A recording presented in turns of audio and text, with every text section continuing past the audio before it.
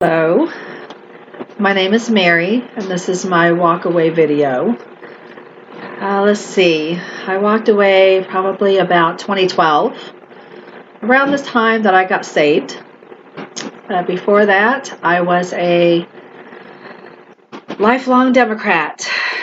The first time I ever voted, though, I did vote for Reagan, and I didn't know much about him. I was young. It's the first time I ever voted, and I just thought, well, everybody likes him. He's popular, so I'll go ahead and vote for Reagan.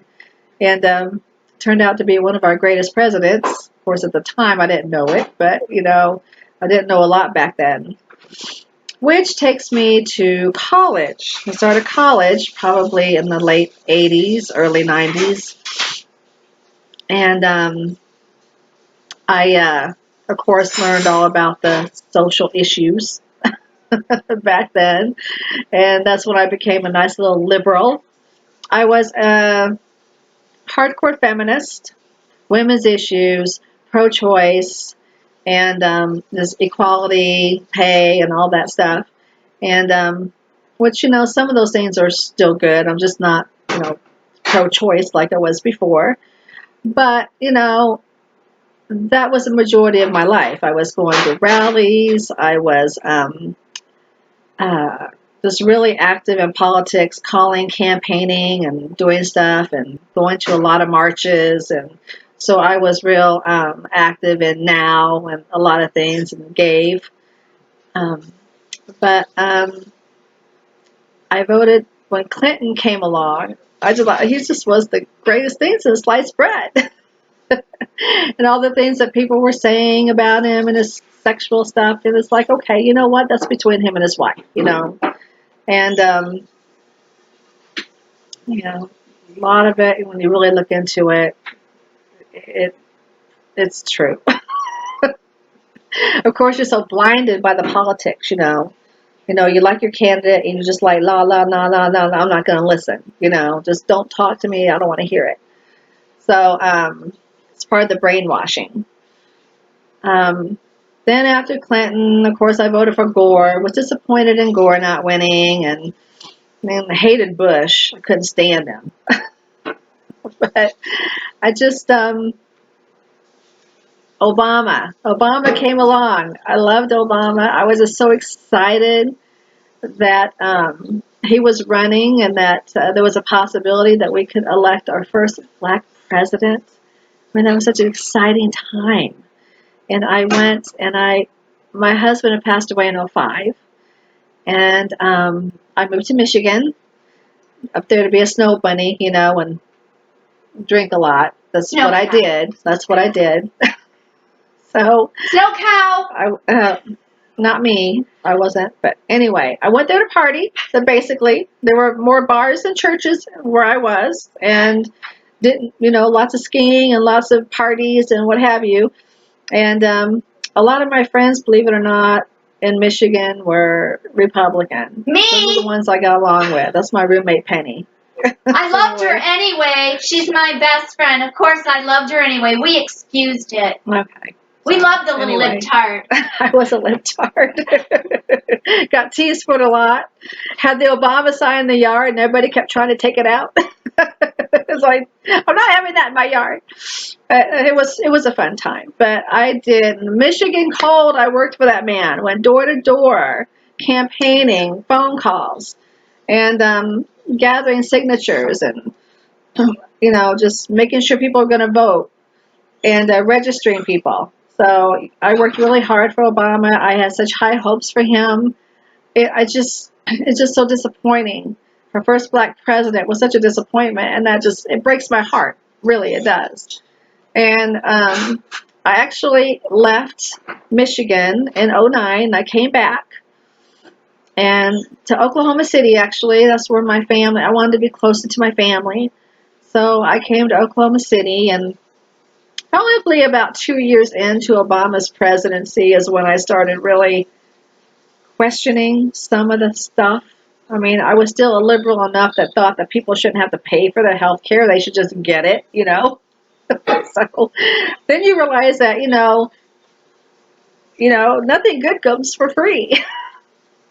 You just kind of get out of your brainwashing. It took me a little bit, and it still took me a while, but I just started, watching things and hearing things on the news, and some of the things that my Republican friends had told me that I started researching once I got to Oklahoma City and tried to, I started going to church and not drinking as much, and a lot of things were coming to me, and so I'd get online and I'd start doing my research and, finding things out.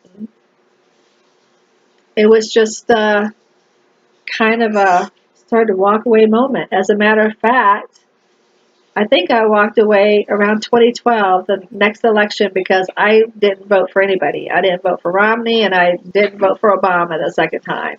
I was starting to have my awakening at that time, and just, getting into my Bible and,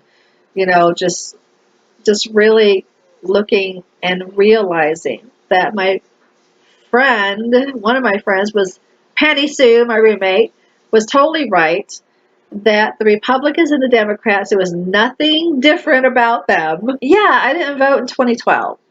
It's like I was just so disheartened with politics. I didn't want to deal with it. I was doing so much research and looking into so many things that I was in awe. Some of the things that I was researching and trying to find out. And then in 2013,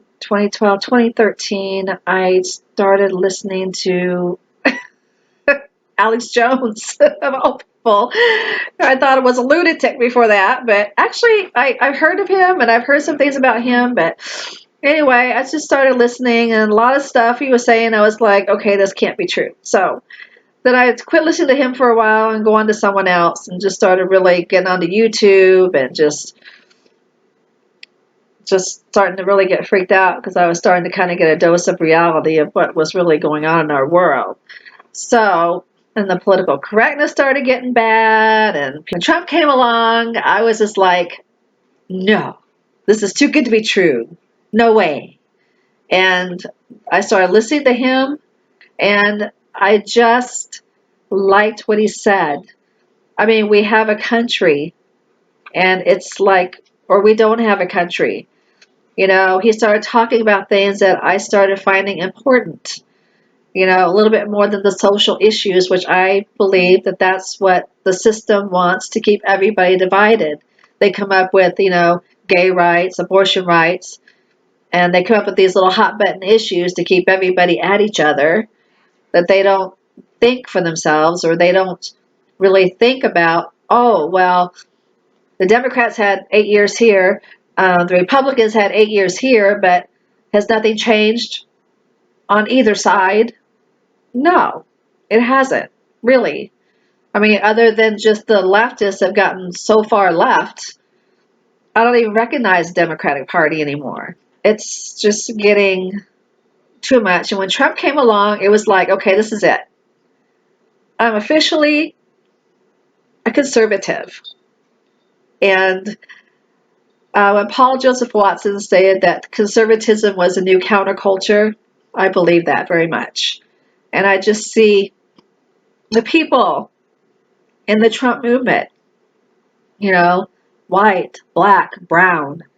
I mean, Trump is for this country. He wants our country to prosper. He wants black people to prosper, and the economy, and just the jobs are coming back. And he's done more the last year than the last 4 presidents have done, or even 5 or 6 presidents have done in my lifetime. But he worked out. He's been keeping his promises, and I walked away from the Democrats in 2012. I didn't vote for the first time in my adult life, and now I am a conservative Republican. And I have walked away, and I'm happy that I walked away. And I don't know what the future of our country holds. I just know, and I feel in my heart, that God has pushed the pause button on a lot of things. That if Hillary would have got elected, we'd be in bad shape right now. We probably wouldn't even have a country. And we could be a lot like Europe right now.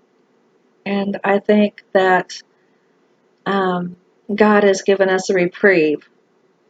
In other words, He's trying to give us a chance to get right and to seek His face and to diligently seek Him. And I think now is a time for salvation, because after Trump in 8 years, we don't know what's going to happen. And I pray for my country every day. And I love this country. I love this land. And I fear for my children, actually stepchildren, but I have step-grandchildren now that I love very much. Or may as well just say them. They're my kids, okay? And they're young and they're babies. And I'm just worried so much about what they're going to be taught in school. What kind of country they're going to have to grow up in. And that was a lot of it too. And I just pray that people will take this time to reflect on their lives and just see where all this is going. Thank you so much for listening. And I guess that's it.